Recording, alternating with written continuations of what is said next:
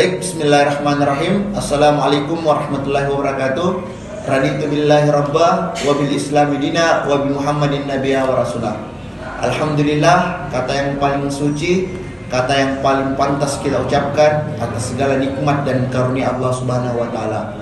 Salawat serta salam kepada baginda Nabi kita Nabiullah Muhammad sallallahu alaihi wasallam. Salam kebajikan, salam kesejahteraan, salam untuk semuanya. Baik, pada hari ini saya atas nama Mabrur, saya akan membawakan sebuah materi terkait masalah teori manajemen publik.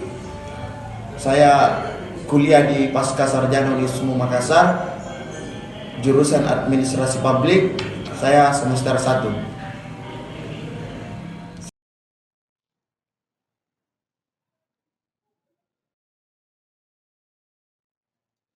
Perencanaan dan pengadaan SDM dalam sektor publik dalam lembaga pendidikan Islam dan instansi pemerintah. Manajemen sumber daya manusia merupakan bagian ilmu manajemen yang memfokuskan perhatiannya pada pengaturan peran sumber daya manusia dalam kegiatan suatu organisasi. Sumber daya manusia adalah faktor sentral dalam suatu organisasi. Apapun bentuk serta tujuannya, organisasi dibuat berdasarkan visi untuk kepentingan manusia, dan dalam pelaksanaannya, misinya dikelola dan diurus oleh manusia.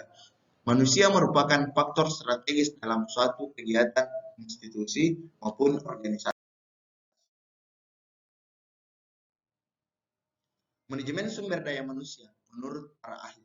Yang pertama yaitu, manajemen sumber daya manusia adalah suatu proses melalui mana kesesuaian optimal yang diperoleh di antara pegawai, pekerjaan organisasi, dan lingkungan, sehingga para pegawai mencapai tingkat kepuasan dan performasi yang mereka inginkan, serta organisasi memenuhi tujuannya. Menurut Tuan Hani Handoko, manajemen sumber daya manusia adalah penarikan seleksi, pengembangan, pemeliharaan, dan penggunaan sumber daya manusia untuk mencapai baik tujuan-tujuan individu maupun organisasi. Dalam lembaga pendidikan Islam, aset paling penting yang harus dimiliki dan harus diperhatikan dalam manajemen adalah manusia. Samsudin mengatakan, mereka inilah yang merancang dan menghasilkan inovasi pendidikan, mengawasi mutu, memasarkan produk, mengalokasikan sumber daya finansial, serta merumuskan seluruh strategi dan tujuan organisasi. Sumber daya manusia inilah yang membuat sumber daya yang lainnya dapat berjalan. Bagian yang sangat penting dari manajemen sumber daya manusia dalam lembaga pendidikan Islam adalah perencanaan sumber daya manusia.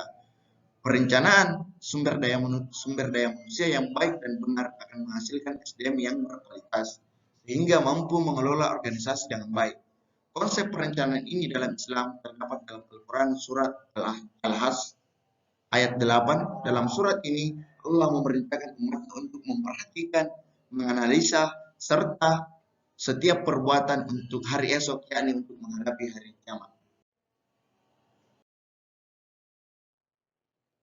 Perencanaan SDM dalam perspektif Islam dirancang berdasarkan konsep pembelajaran dan hasil musyawarah orang-orang yang berkompeten, orang yang cermat dan luas pandangannya. Mereka sangat visioner untuk menentukan langkah terbaik atas persoalan yang dihadapi.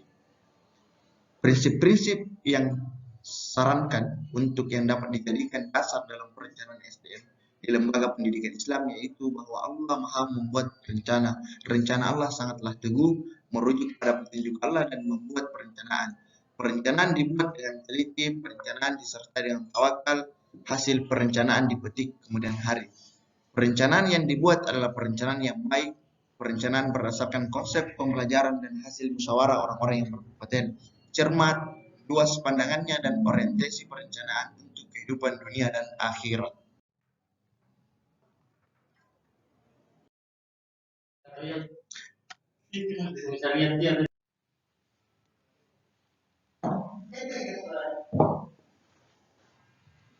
Pengadaan sumber daya manusia dalam lembaga pendidikan Islam dan rekrutmen SDM harusnya memiliki kualifikasi pekerja yang baik sesuai dengan konsep Islam dan Surah Al-Qasas ayat 26. Yang paling baik untuk dijadikan SDM di lembaga pendidikan Islam adalah SDM yang kuat dan dapat dipercaya. Kuat di sini dianalogikan dengan keterampilan kualifikasi tertentu yang disyaratkan oleh jabatan sehingga menjadi pekerja yang profesional. dan pada akhirnya menjadi expert pada bidangnya dan mampu memahami kemudian menerapkan prinsip-prinsip Islam. Kompetensi yang diseleksi dari SDM di lembaga pendidikan Islam adalah kompetensi lahiriah dan batiniah.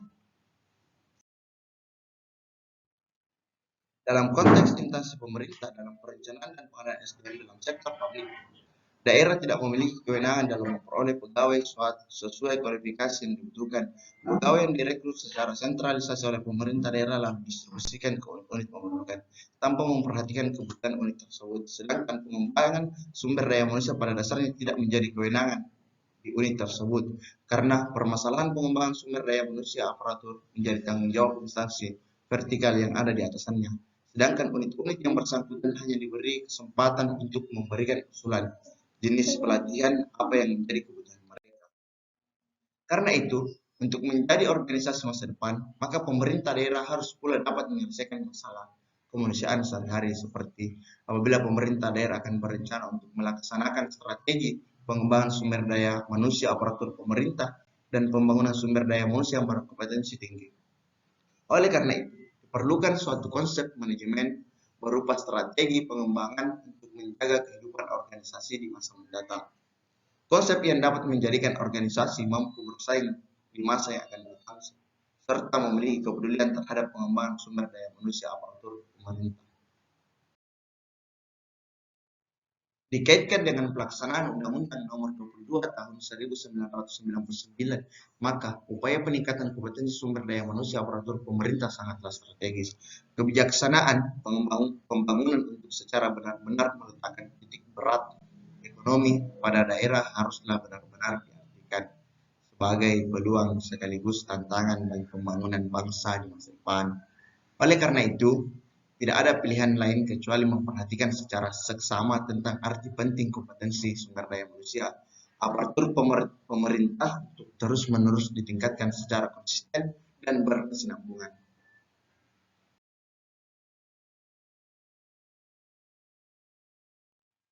Permasalahannya adalah terletak pada ketidakpastian sumber daya manusia secara fisik, secara wawasan, ilmu pengetahuan, keterampilan, dan sikap untuk berhadapan langsung dengan syarat yang dituntut oleh perubahan.